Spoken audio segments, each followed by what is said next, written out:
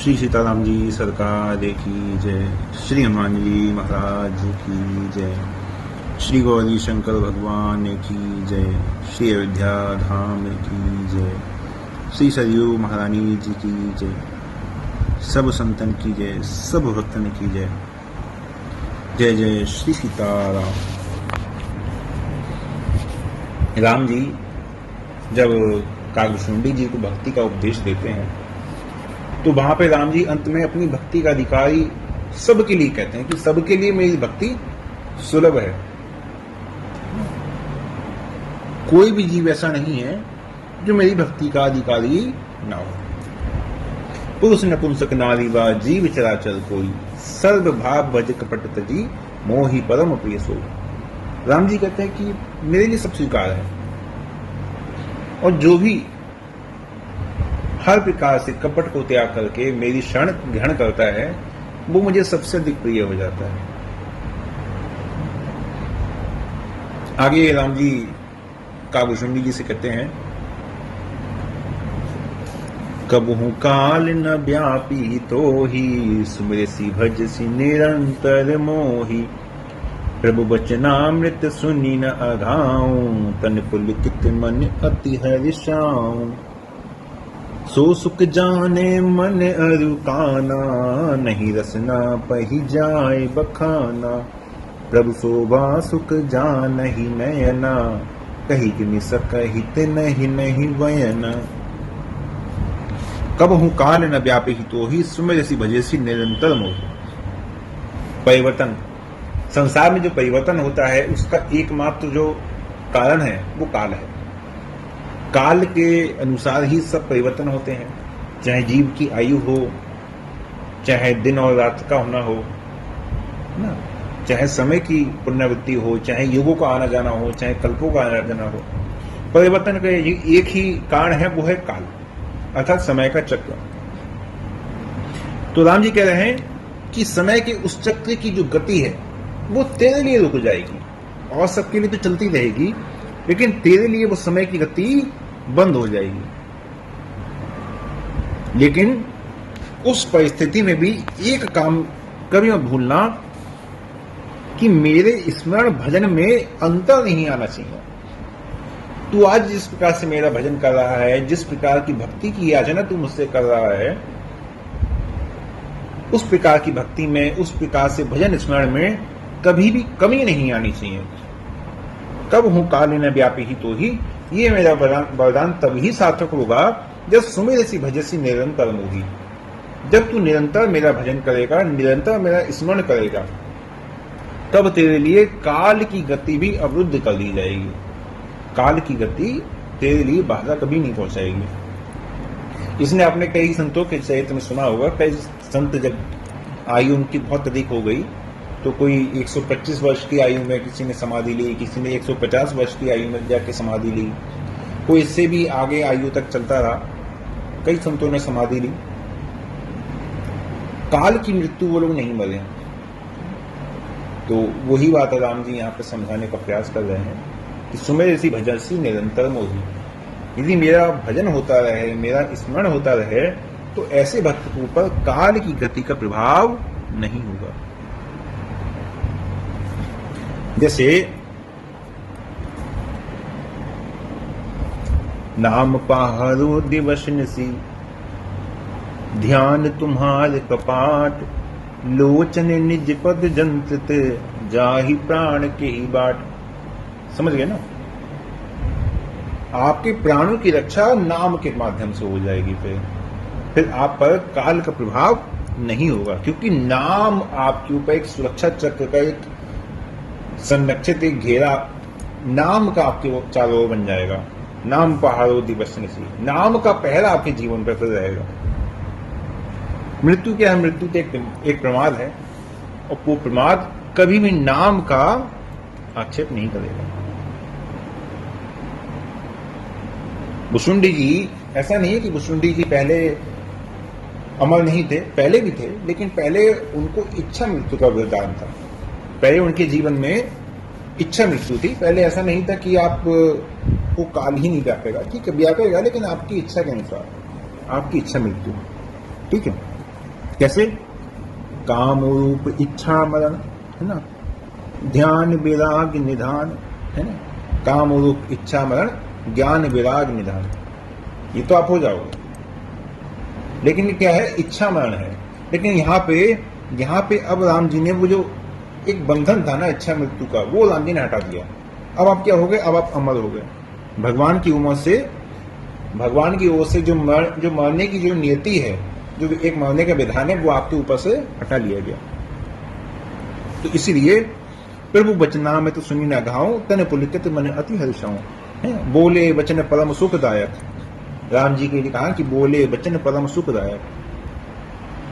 तो राम जी ने जब ऐसे वचन बोले हैं भक्त के लिए, तो भक्त के प्रति राम जी का प्रेम देखकर प्रभु वचनामित सुनी ना आघाऊं, राम जी के प्रेम से सने हुए वचन सुनकर मन आघाता नहीं है।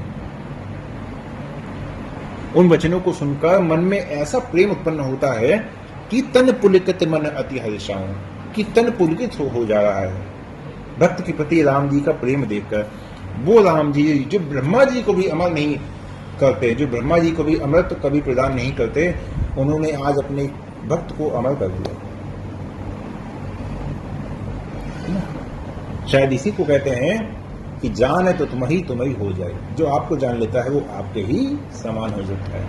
नाम प्रसाद शंभु अविनाशी, नाम प्रसाद शंभु अविनाशी, शंकर जी अविनाशी हुए। तो सो सुख जाने मन अरुकाना। कागभूषुंडी जी को इस समय ब्रह्म का स्पर्श हो रहा है। तो ब्रह्म की स्पर्श क्या है? जो ब्रह्म का सुख है वो अंतः सुख में परिवर्तित हो रहा है। अपने अंतर मन में ब्रह्म का सुख का अनुभव कर रहे हैं। क्यों? जो श्रवणेंद्रिय है वो भगवान की जो वाणी उसको सुन रही है, नेत्र भगवान के रूप का दर्शन कर रहे हैं। तो और मन दो प्रकार से ब्रह्म का साक्षात्कार कर रहा है। कैसे? नेत्रों से और कानों से, दोनों ही ज्ञानेंद्रियां हैं, दोनों से। नहीं रसना पाही जाए बखाना। रसना के लिए क्यों कहा? जीव के लिए, कि जीव बखान नहीं कर सकते, क्योंकि जीव कर्मेंद्रिय है ना। जो अंतः सुख है उसके भोग में, उसके उपभोग में जीवा का प्रवेश ही नहीं है। तो ये कह कैसे दे? ये ज्ञान की बात है, ये अंतर मन की बात है। इसलिए केवल श्रवणेंद्री और जो चक्षु है ये काम कर रहे हैं, इनको ही आनंद का अनुभव हो रहा है। लेकिन जो कर्मेंद्री है इसकी पहुंच वहां तक नहीं है। इसलिए नहीं रसना पही जाए, इसलिए जीवा से उसका वर्णन नहीं किया जा सकता। तो आप कहें कि जीवा से वर्णन क्यों नहीं किया सकता? कर सकते थे। अब भाई जो स्वरूप कागभूषुंडी जी देख रहे हैं, है ना, जो भुषुंडी मन माही, जो स्वरूप सर्वमाना संसार, यही वरदान मांगा था ना मनुष्य जी ने। उस वरदान का, उस स्वरूप का दर्शन तो कर चुके हैं कागभूषुंडी जी, और उसी स्वरूप का दर्शन करके गरुड़ जी को मोह हो गया है। तो स्वरूप तो उन्होंने देखा है ना, तो स्वरूप को बखान करने में, स्वरूप को बताने में इतनी समस्या तो होनी नहीं चाहिए। लेकिन फिर भी मना कर रहे हैं, क्योंकि ये कर्मेंद्री का विषय नहीं है, ये ज्ञान का विषय है, ये ब्रह्म सुख का विषय है। इसको कर्मेंद्री के द्वारा व्यक्त नहीं किया जा सकता। कर्मेंद्री की जो पहुंच है वो वहां तक नहीं है। प्रभु वह सुख जा नहीं नैना, नहीं किम सके ही नहीं बयना। भगवान का जो सुख है उसका, प्रभु के जो दर्शन का सुख है, ये केवल नेत्र ही जान सकते हैं, उसको कहा नहीं जा सकता। बहुविधि मोहि प्रबोधि सुख दे, लगे करन सुको तुकते। सजल नयन कछु मुख कई रूखा, चितई मातु लागी अति भूखा। बहुत प्रकार से राम जी ने मुझे समझे बुझाकर राम जी ने मुझे सुख दिया, मुझे सुख का अनुभव करवाया। हर प्रकार से राम जी ने मुझे संतुष्ट कर दिया। और लगे करण शिशु कौतक दी, फिर वही लड़कपन, फिर वही लीला जो इस प्रसंग के प्रारंभ में हमने सुनी थी कि राम जी कागभूषुंडी जी को रोटी का टुकड़ा दिखाकर खिला रहे थे। वही लीला राम जी ने फिर प्रारंभ कर दी। और सजल नयन करी कछु मुख करी रूखा, नेत्र में आंसू भर लाए, मुंह बना लिया और माता की ओर देखने लगे कि माता ये समझ जाए कि हाँ इन्हें भूख लगी है। चितई मातु लागी अति भूखा, माता को ये दिखाना चाहते हैं कि मुझे देखिए कितनी भूख लगी है। भगवान क्या है? भगवान एक प्रकार से शाश्वत जगत गुरु हैं और भगवान ने भांति भांति से अलग अलग प्रकार से कागभूषुंडी जी को ज्ञान का उपदेश भी किया और हर प्रकार से उनको सुख दिया। ठीक, और जब जा रहे हैं शिशु लीला का प्रारंभ होने वाला है तो क्या कहते हैं? नहीं अंतर नहीं बाहजय, नहीं देश नहीं काल, चित सुख रूप स्वरूप मम बाकी माया जाल। जो चित्त का सुख है वो केवल मेरा स्वरूप है, अर्थात जीव को यदि कहीं सुख का अनुभव होगा तो वो मेरे स्वरूप से ही होगा। बाकी माया जाल, माया में सब संभवत कछु असंभव नाही, याते मायक रूप में अगणित भूमन लखाही। राम जी कह रहे हैं कि देखो माया में सब संभव है, माया में असंभव कुछ नहीं है।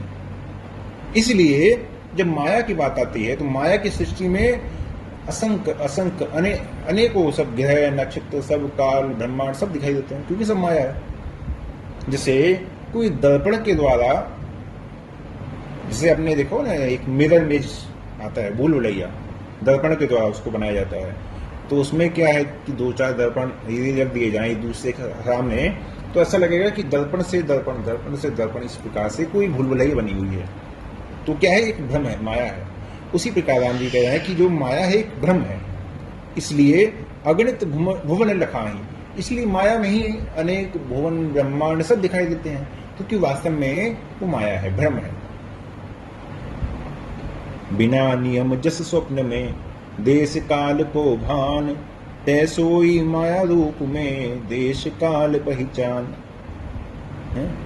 प्रगटत कतु माधुरी ऐश्वर्य भाव छिपाए, होत प्रगट ऐश्वर्य कहूँ सोई माधुरी दुराए। मैं समान दुहु रूप में ऐसो जिये ठहराए, लीला निर्कत माधुरी बुद्ध जन मन हर खाए। अब जब उस प्रसंग को राम जी ने पूर्ण कर दिया है तो शिशुपन की जो लीला है उसको प्रारंभ करते हैं। जैसे बचपन में जब बालकों को भूख लगती है तो बालक क्या करते हैं कि माता की ओर देखते हैं, रोने लगते हैं। वही लीला राम जी पुनः प्रारंभ कर रहे हैं।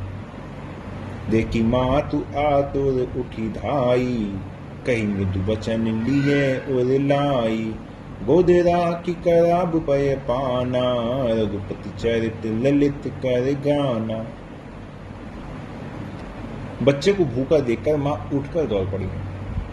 दासी को दूध लाने के लिए नहीं कहा, स्वयं दौड़ पड़ी है, क्योंकि प्रेम है।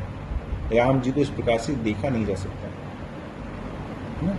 और कहीं मृदु वचने लिए और लाए, गोद में लेकर मृदु वचन। मृदु वचन का अर्थ है जैसे बच्चों को लोरी सुनाते हैं ना, दूध पिलाते समय या सुलाते समय, यहाँ पे उसका आशय है।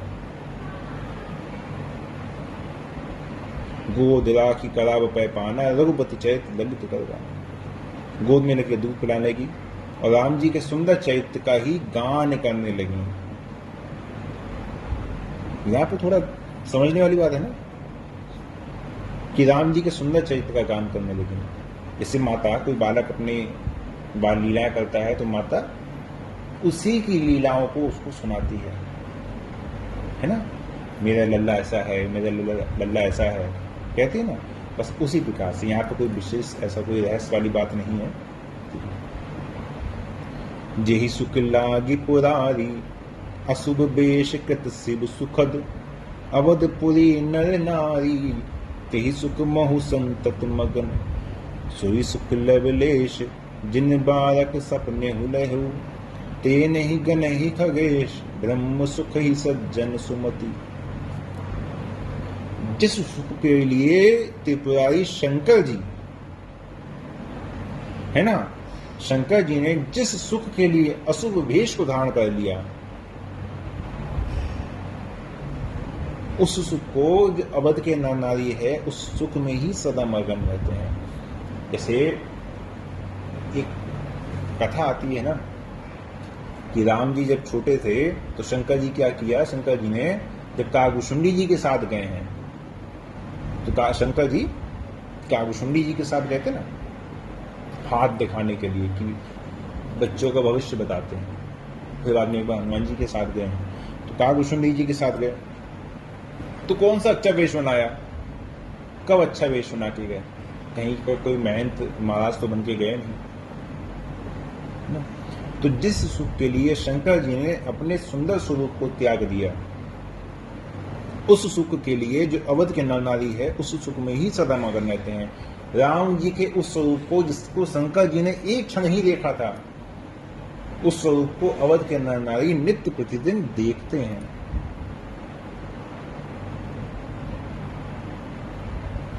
सुसुख लवलेश जिन बालक सपने हुले। गोस्वामी जी कहते हैं कि वो जो सुख है वो ब्रह्मानंद से भी बहुत अधिक है, वो ब्रह्म चक्षु का विषय नहीं है, वो ब्रह्मानंद से भी बढ़कर सुख है। ते नहीं गण ही खगेश ब्रह्म सुख ही सज्जन स्मृति। उस सुख का जो लवलेश है, उस सुख का जो अंश है वो ऐसा है कि कोई स्वप्न में भी उसको प्राप्त नहीं कर सकता। कोई अपनी वाणी से, जैसे मैंने कहा कि वाणी से तो उसको कहा ही नहीं जा सकता, लेकिन कोई ये सोचे कि स्वप्न में ही मुझे उसका अनुभव हुआ है तो वैसा भी नहीं हो सकता। उस सुख का अनुभव स्वप्न में भी कोई कर नहीं सकता। जिस सुख का अनुभव अवध के नर नारी रोज राम जी का दर्शन करके जिस सुख का अनुभव करते हैं। समय ठीक है, आज के लिए यही विश्राम देते हैं। जय जय श्री सीताराम।